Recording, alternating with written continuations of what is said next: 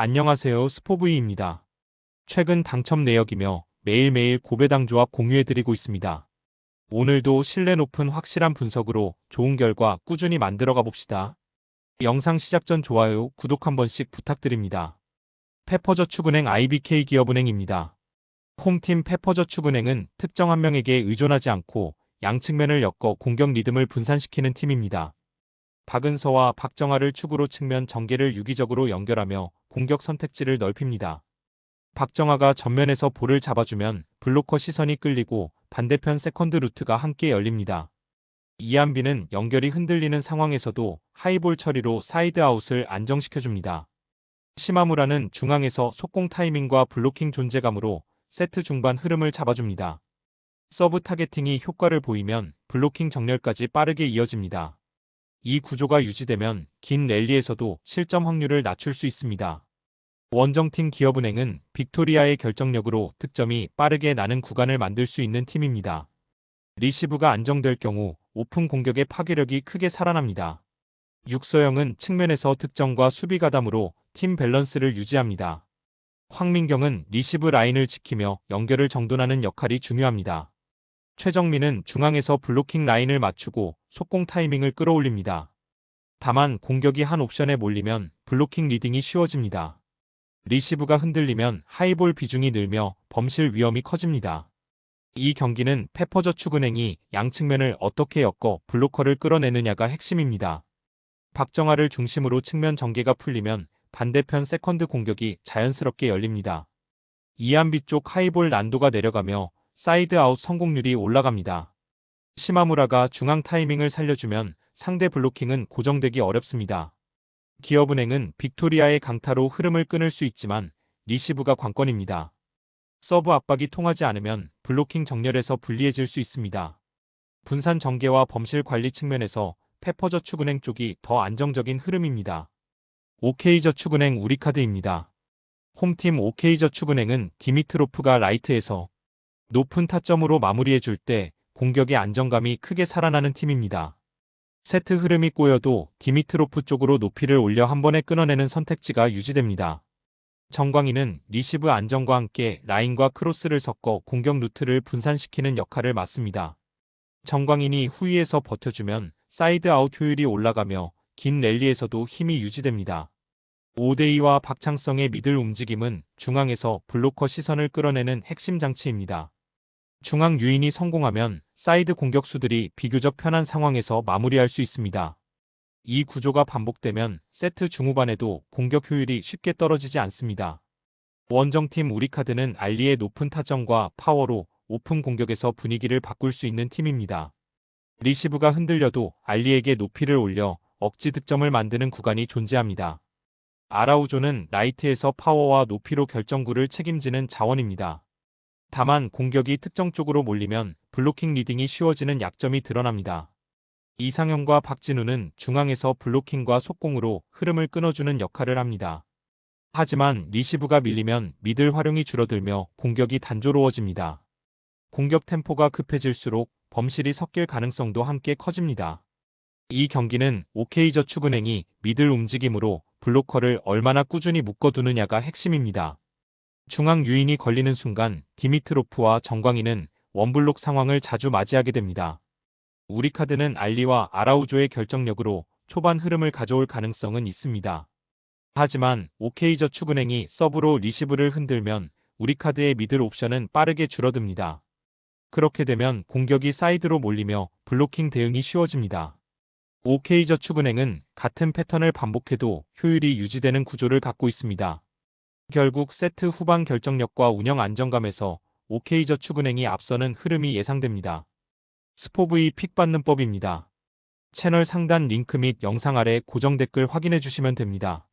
조건 같은 거 없으며 무료로 공유해드리니 승률 높은 제 실제 분석과 조합 편하게 받아보세요.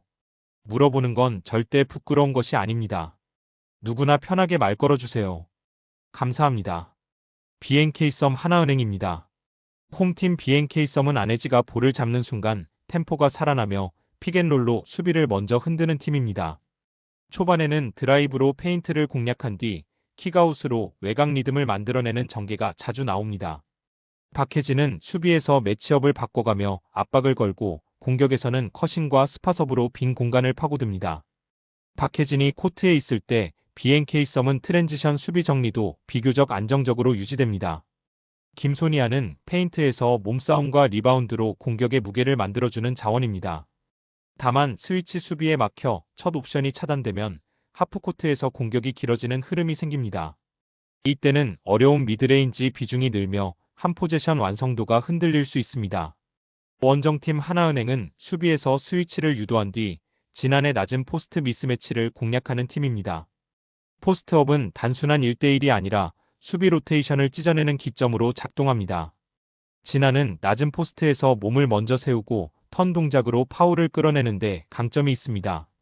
정예림은 45도에서 스페이싱을 유지하며 더블팀을 분산시키는 역할을 맡습니다. 수비가 포스트로 몰리면 윙과 45도에서 외곽 찬스가 자연스럽게 열립니다.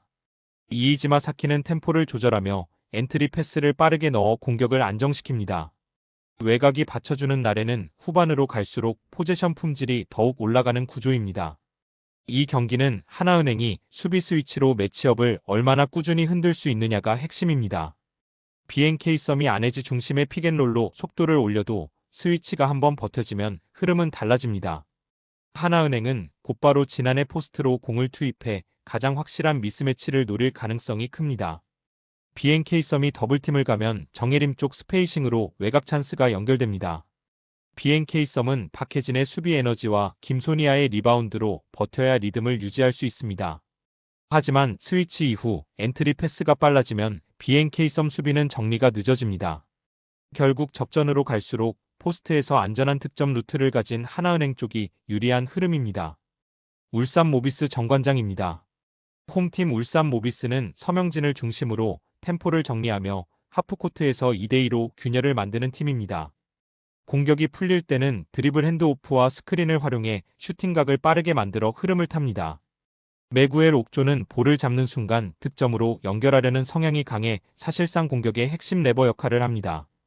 다만 옥존 의존도가 높아질수록 공격이 단순해 보이고 턴오버 위험이 함께 커집니다.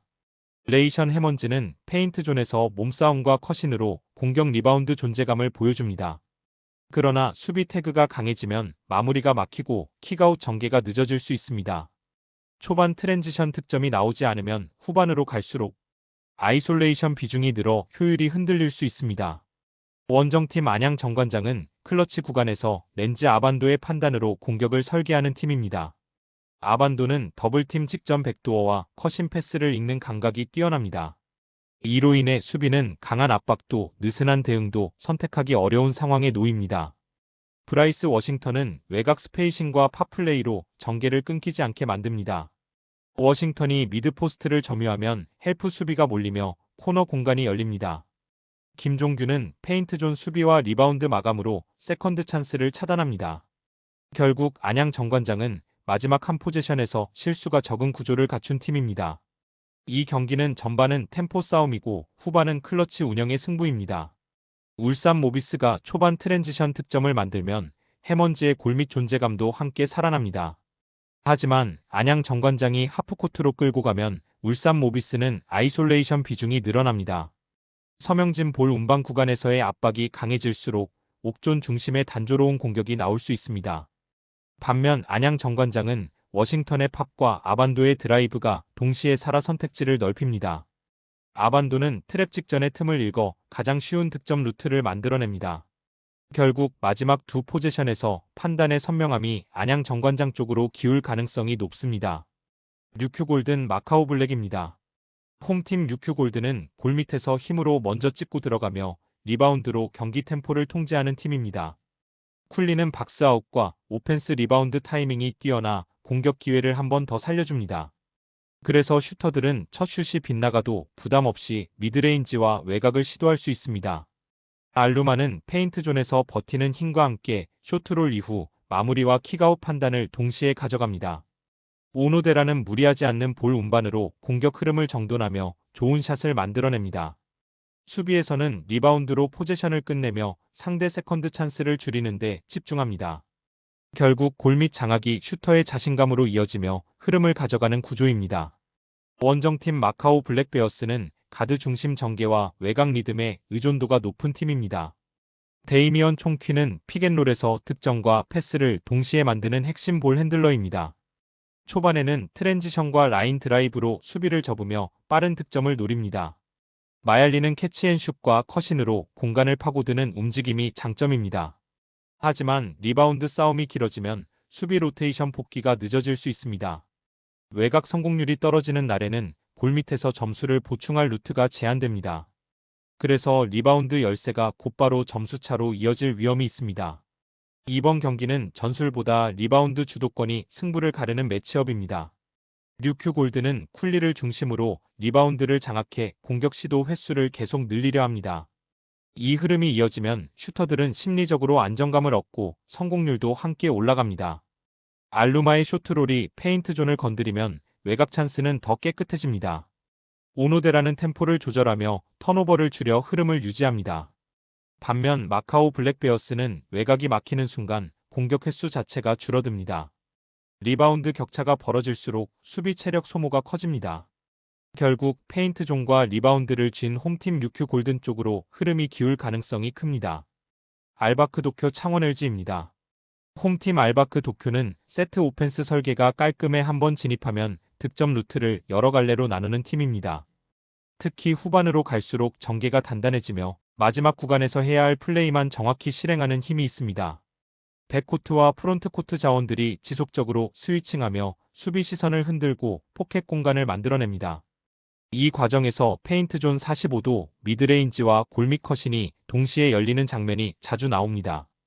오사카베는 템포를 조절하며 포켓을 찌르는 타이밍을 잡아주는 핵심 조율자입니다. 바란스키는 스페이싱을 유지하면서도 스크린에 가담해 2대2 각을 만들어줍니다. 포스터는 포켓이 열리는 순간 결정을 빠르게 가져가 공격 완성도를 높입니다. 원정팀 창원 LG는 활동량과 에너지로 흐름을 바꾸는 팀으로 초반 템포가 중요합니다. 트랜지션이 살아나면 연속 득점으로 분위기를 가져올 수 있습니다. 하지만 상대가 세트 디테일을 유지하면 수비 로테이션이 길어지며 한 박자씩 늦어질 수 있습니다. 유기상은 볼 운반과 1차 전개에서 공격 리듬을 만드는 역할을 맡습니다. 칼 타마요는 하이포스트와 엘보에서 중거리로 공격이 막힌 흐름을 풀어줍니다. 아셈 마레이는 골밑 버티기와 리바운드에서 존재감이 중요합니다. 수비 스위칭 대응이 흔들리면 45도와 골밑이 동시에 열리는 위험이 있습니다. 이 경기는 누가 먼저 자신의 패턴을 고정시키느냐가 승부의 핵심입니다. 알바크 도쿄는 스위칭으로 포켓 공간을 만들고 그 지점을 반복 공략하는 구조가 명확합니다. 45도 미드레인지가 먼저 열리고 이후 컷신과 골밑 득점이 연쇄적으로 따라옵니다. 이 흐름이 유지되면 득점이 끊기지 않고 누적될 가능성이 높습니다. 창원 LG는 6이상을 중심으로 트랜지션 득점을 먼저 쌓아야 경기가 열립니다. 하지만 하프코트로 묶이면 타마요와 마레이 의존도가 커질 수 있습니다.